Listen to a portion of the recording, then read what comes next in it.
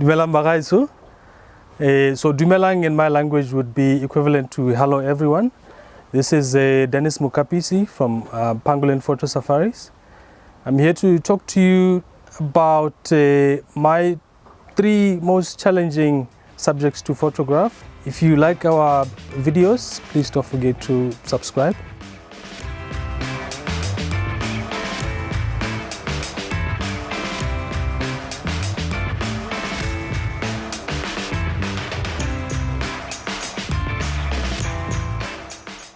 My number 1 most difficult subjects to photograph would be the Malachite kingfisher.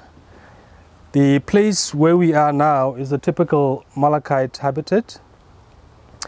So Malachite kingfisher is a subject that tends to blend into the background. As you can see, we have a lot of common reeds, which is the ideal habitat for the Malachite kingfisher. First of all, the background here is very, very difficult to work with.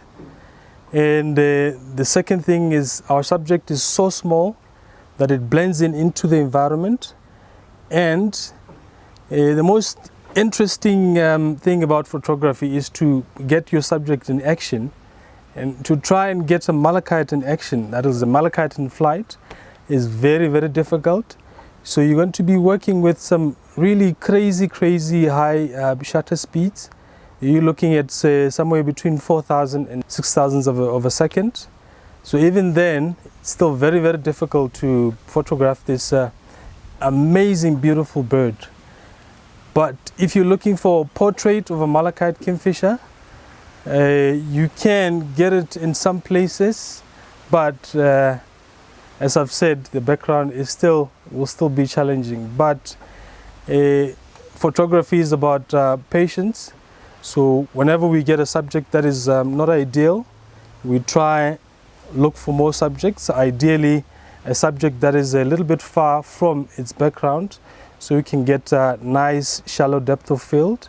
The second most challenging subject to work with photographically would be the impala.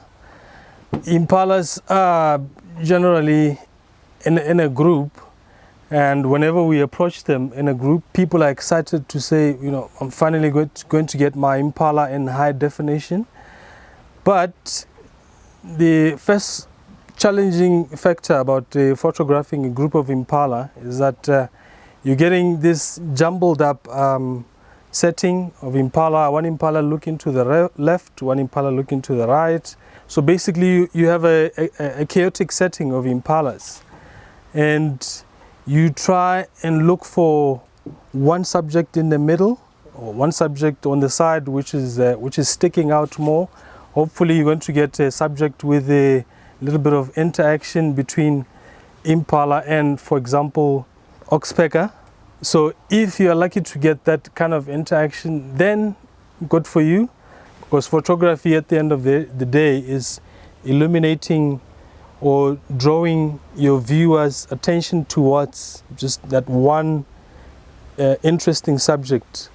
So my third and last subject to photograph would be the elephant. Elephants, as you probably know, here in Chobe we have the highest density of elephants, and you cannot run out of an opportunity to photograph an elephant out here on the Chobe.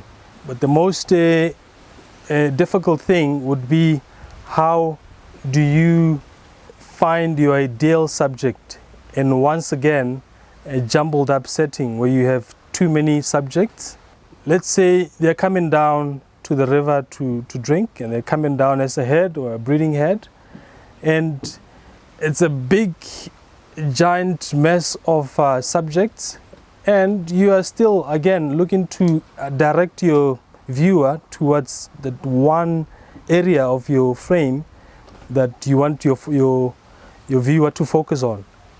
So how do you do that with elephants? With elephants, what we tend to do here at Pangolin Photo Safaris is we try and get more close and intimate and photograph some of the more interesting parts of a big subject.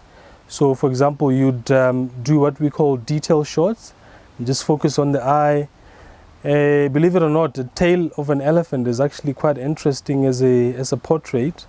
So you can focus on the tail, you can focus on the skin texture. You can even focus on just the tusk. And from time to time, when they are drinking water, they tend to curl their trunks into like a round shape. You can actually focus on that and come up with a really nice detail shot of an elephant.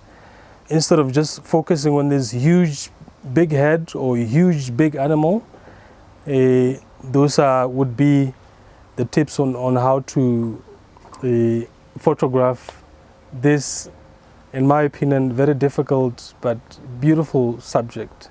Thank you for watching. If you enjoyed our videos, please don't forget to subscribe.